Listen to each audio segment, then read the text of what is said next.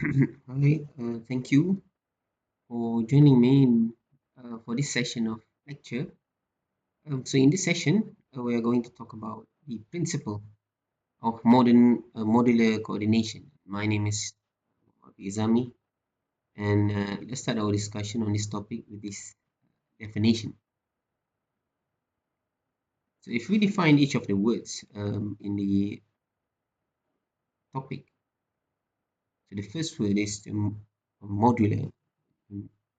The root word is module. Module can be defined as standardized, easily fit, and this refers to the component of construction material. So it can be summed up that modular coordination is about dimensioning. So basically, in coordinating the modular size, our aim is to possibility,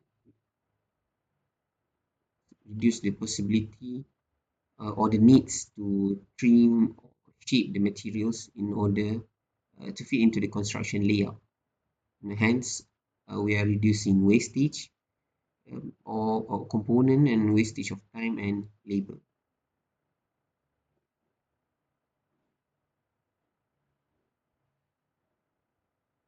So a building made of module component can be called a modular building. It consists of a pre-engineered structure that is in modular sizing in all the components or in coordination in terms of dimension. So this leads to industrialization on the building industry. So where the components are prefabricated and it can be easily assembled from building. So the standardization is key in order to achieve this standardization in terms of sizing. So the standardization is the main important factor to achieve the coordination in sizing among all the components of buildings. So Malaysia has come up with the Malaysian standard, which is the MS1064. MS1064, which has 10 parts to it, and the general principles. It starts with the general principles, part 1, and goes on to specify for each part of components in the construction buildings. So what I want to highlight here is that this understanding the basic module, which is 1M, and 1M, the basic module 1M is equal to 100 mm. So the capital M is a symbol of modular coordination, where 1M is equal to 100 millimeters, and this is internationally accepted by the International Standard Organization and many other countries, including Malaysia.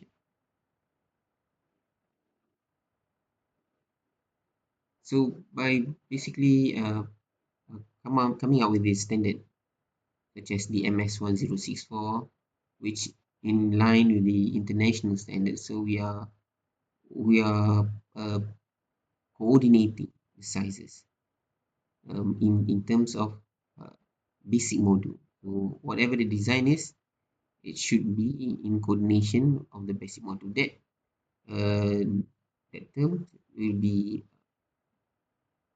extensively discussed in this topic. So dimensional coordination, as I mentioned before, is the convention, the coordinate, the dimension of building components in three-dimensional spatial reference system of points uh, and planes.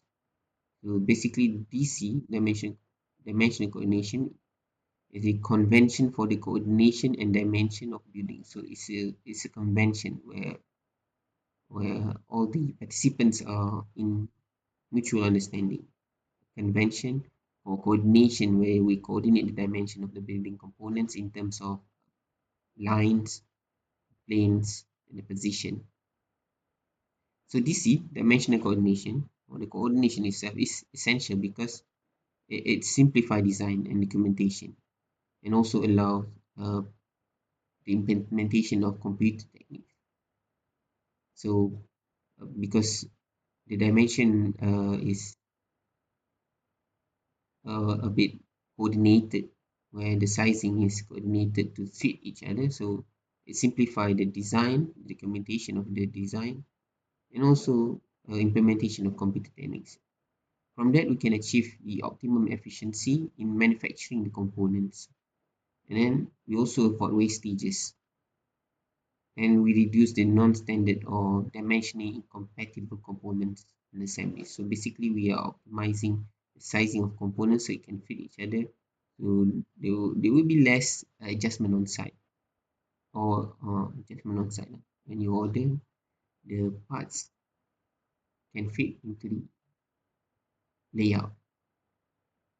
A module, basic module, as we've talked before, 1M. So what is the characteristic of the module 1M? For example, 1M used in MS1064.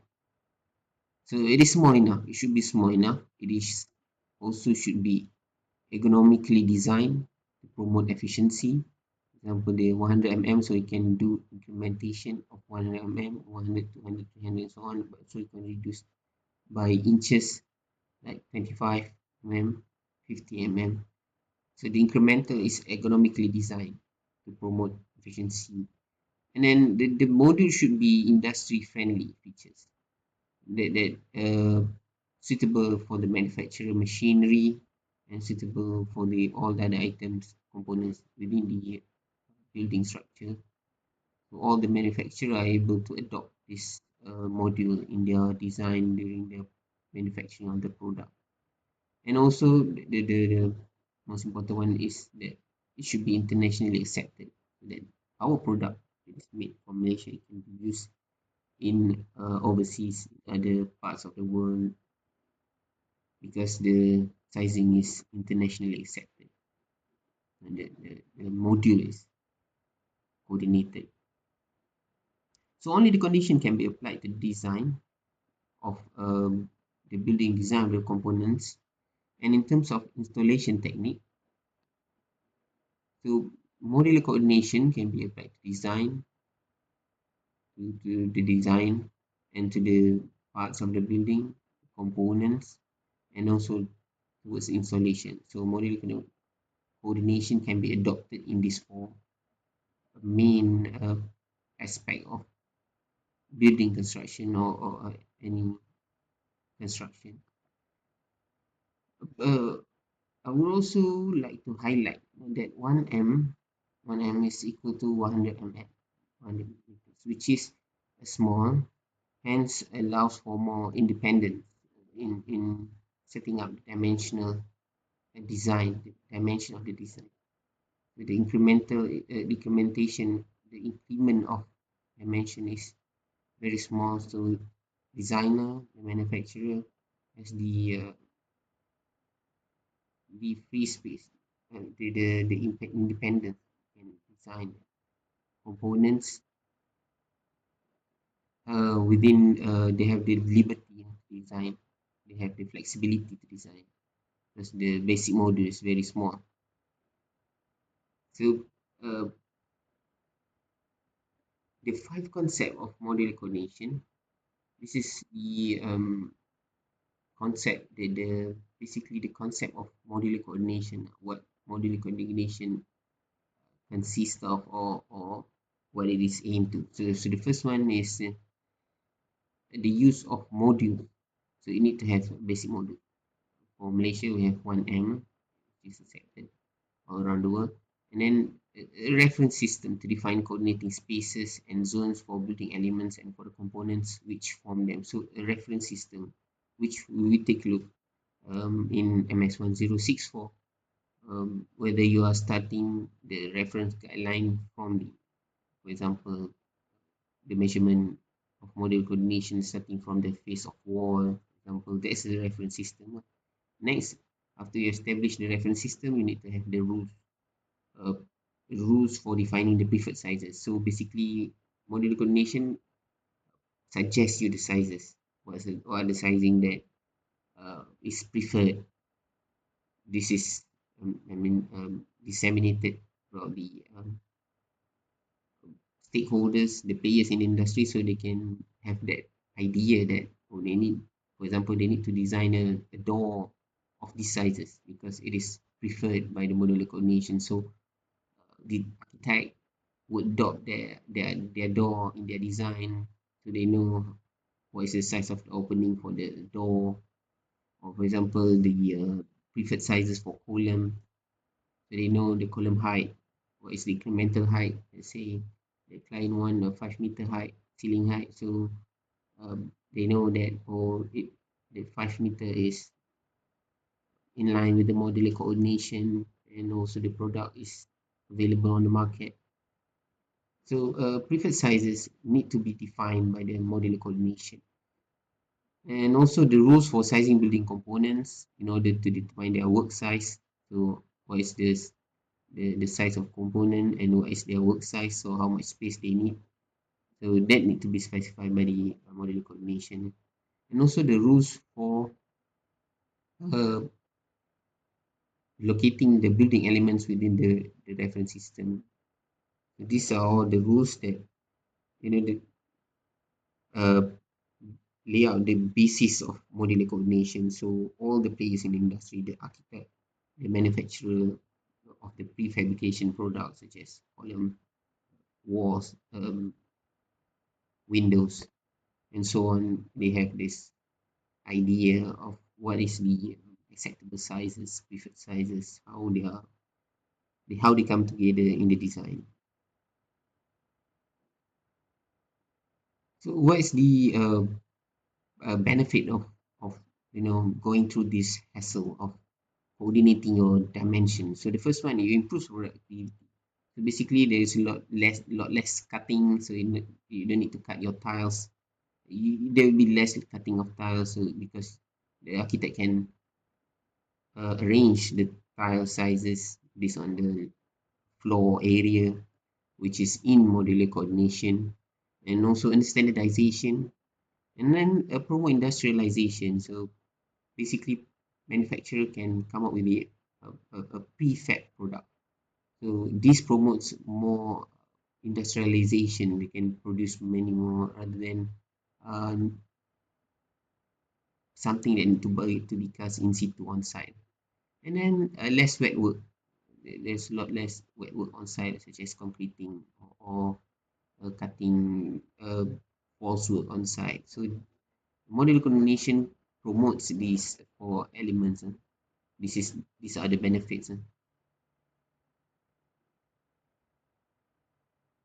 And the principal objective of implementing FMC modular coordination is that uh, it improves productivity, as mentioned earlier.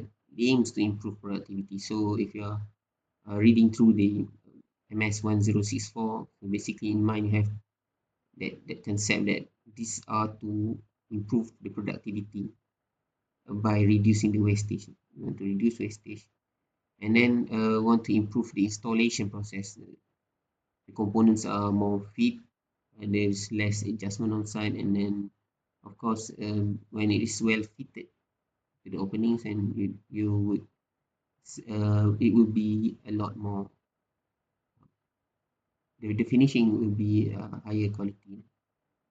And then encourage open system, so anybody can design the dimension of the product to be fit in within the modular coordination system.